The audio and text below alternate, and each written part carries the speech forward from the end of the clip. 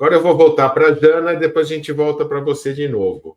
Jana, mundo quântico na agricultura, é isso mesmo? Vamos lá, gente. Estou aqui de volta. Só abrindo parênteses, gostei muito das suas colocações, Pazzi, porque eu acredito muito nisso. Eu vejo uma inversão de valores muito grande quando a ferramenta ela passa a ser o fim, né, e não o meio para você, enfim, chegar a algo que você precisa desenvolver. Então, a tecnologia ela tem que ser olhada sobre esse aspecto. Eu não sei se é porque eu trabalho numa área que é extremamente prática, né? Eu trabalho com agricultura, então eu vejo muito esses movimentos de agricultura 4.0, de agricultura digital, sendo que o produtor no campo, 20% dele só tem acesso a uma internet muito reduzida. Então, como que você fala, né, em acesso a uma tecnologia, se você não tem acesso à base que vai permitir isso, né? Então, eu sou muito crítica no sentido de tecnologia tem que viabilizar a resolução de algo, né? E aí o assunto que eu trago hoje, Renato, hoje eu tô quântica, a gente está no modo exploratório aqui, né, no episódio de hoje. Então eu trago duas ciências que elas estão ali na fronteira do conhecimento, né? Quem me conhece sabe que eu trabalho com ciência, numa empresa de ciência, e estão na fronteira do conhecimento, mas elas já estão sendo estudadas não num campo de ficção científica, mas no campo de aplicabilidade, né? E como elas têm um potencial de moldar transformações profundas na agricultura. Então, estou falando da computação quântica e estou falando da agricultura espacial. Então, estou falando indo do micro quântico para o macro, tá? Então, são duas iniciativas que a gente tá de olho na ciência, e para ver como que isso, de fato, se transforma em aplicabilidade para o produtor no campo. O primeiro deles é a computação quântica, pessoal. A gente sabe que quando a gente fala de computação quântica, a gente ainda está falando num mundo a ser explorado, né? Não é um mundo ainda muito palpável. E saiu um artigo muito interessante no final de dezembro de 2024, por colegas nossos da Embrapa Agricultura Digital, junto com o Centro de Ciência para Desenvolvimento da Agricultura Digital da FAPESP, que é um estudo profundo e detalhado sobre as aplicações da computação quântica na agricultura e quais são as potencialidades transformadoras que ela traz.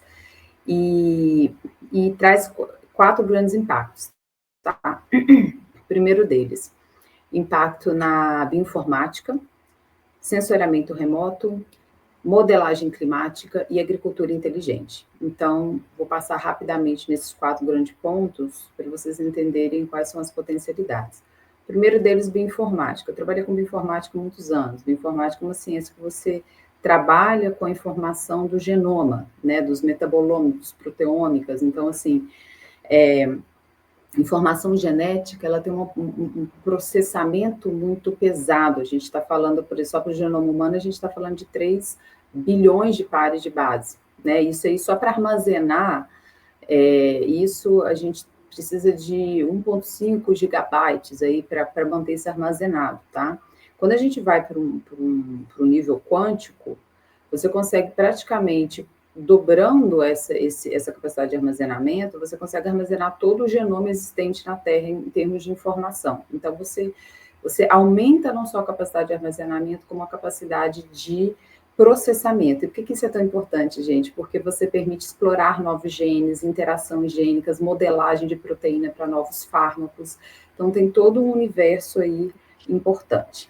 Sensoriamento remoto, a gente está falando de imagem de satélite. Então, a computação quântica, ela permite um refinamento dessas imagens a ponto de você ter precisão numa detecção de doenças, numa detecção de doenças a campo, numa análise aí da mudança do uso da terra, do carbono, enfim, você permite uma série de análises que hoje são menos refinadas. Um outro ponto bem interessante é a modelagem climática. A modelagem climática, hoje, por exemplo, a gente tem o zoneamento agrícola do risco climático. O que é isso? É uma política pública, foi desenvolvida pela Embrapa também, que permite cruzar dados de pluviométricos, temperatura, clima, para formar uma janela de plantio que vai falar para o produtor, você pode plantar soja nessa região, nesse período. tá? Isso subsidia o governo federal, por exemplo, a fornecer crédito e seguro agrícola para esse produtor. Então, quando você coloca a computação quântica dentro dessa modelagem do zoneamento agrícola, você consegue fazer níveis de interações, porque a gente está falando de sistema biológico, gente, o sistema biológico é complexo. Então, você consegue cruzar muito mais dados e trazer um modelo preditivo muito melhor. E, por fim, a agricultura inteligente, a agricultura 4.0, que permite, por exemplo, você desenvolver modelos preditivos que trazem aprendizado de máquina, inteligência artificial, que vai melhorar a tomada de decisão do produtor a campo. Então, é algo que está sendo bastante aguardado. Já existem alguns simuladores quânticos em nuvem, que permite alguns testes para a parte biológica, né, para a parte de interação biológica, principalmente doenças, modelos preditivos climáticos que estão começando a ser testados. Esse é um ponto quântico, né? O outro ponto que eu queria trazer é a agricultura espacial. É uma iniciativa que a gente está participando também junto com a Agência Espacial Brasileira, tá? E que nos permitiu, inclusive, como o Brasil estar dentro do projeto Artemis da NASA, que envia culturas agrícolas para fora do planeta Terra, então para a Lua principalmente, para testar como que é a produção de alimentos fora da Terra. E por que isso é tão importante, trazendo para a nossa discussão aqui hoje?